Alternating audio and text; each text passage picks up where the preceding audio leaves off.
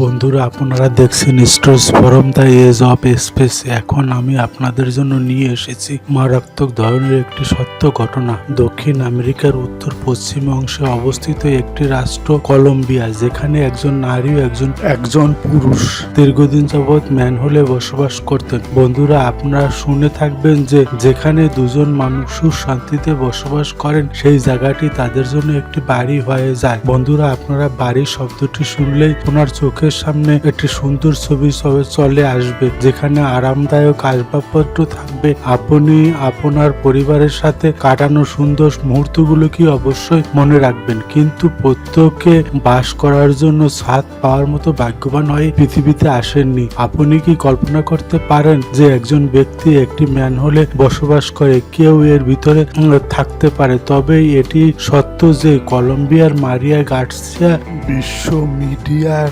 আলোচনায় শিরোনামে ছিল। তারা বসবাস করতেন মেডেলিন, কলম্বিয়া 27, যে শহরটি ক্রিম এবং মাদকের জন্য কুখ্যাত ছিল। প্রেমে পড়া এই দম্পতি বিয়ের আগে একে অপরকে প্রতিশ্রুতি দিয়েছিলেন যে তারা কখনোই মাদক গ্রহণ করবেন না। আত্মীয়দের সহায়তা এবং অর্থ না থাকায় তাদের পক্ষে রাস্তায় বেঁচে থাকা কঠিন ছিল। কলম্বিয়ার মেডেলিন শহরে প্রাণবন্ত বাজার এবং দৈনন্দিন জীবনের কোলাহলের মধ্যে দুটি আত্মা একটি মোড়কে নিজেদের খুঁজে পেয়েছে এবং তারা বসবাসের জন্য জায়গা না পেয়ে সেজন্য তারা অন্য পথ বেছে নেওয়ার সিদ্ধান্ত নিয়েছে। 3 মিটার চওড়া, 2 মিটার গভীর এই ম্যানহোলে মানুষ কিভাবে অসহায় হয়ে পড়ে তা ভাবতে হয়। এটি শহর থেকে বেশ দূরে, কিন্তু মেগুয়াল ও মারিয়া এটিকে তাদের বসবাসের উপযোগী মনে করছিল যে তারা দুজনই অত্যন্ত যত্ন সহকারে এই ছোট ম্যানহোলটিকে সজ্জিত করেছিলেন, যা তাদের কাছে যে কোনো বিলাসবহুল প্রাসাদের চেয়ে বেশি মূল্যবান এবং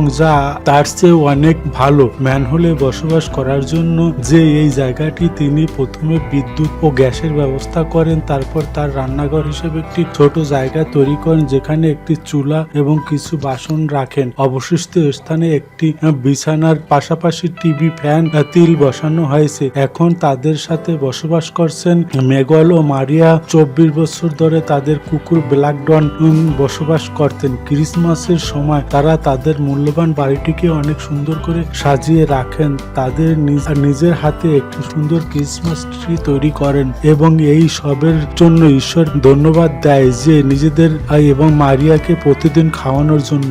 সে তার জন্য উপহারের জিনিস নিয়ে আসে এবং মারিয়া তাকে খুব ভালোবাসে। পানীয়, খাবার এবং লোকের তাদের এই খুব অন্য বাড়িতে খুব খুশি জীবনযাপন করছে এবং তারা এখান থেকে কোথাও যেতে চায় না, কারণ তাদের কাছে পৃথিবীতে সেই জিনিস রয়েছে যা আপনি করতে পারেন, আপনি চাইলেও কিনতে পারবেন না। সেটা হলো ভালোবাসা, সুখ, শান্তি।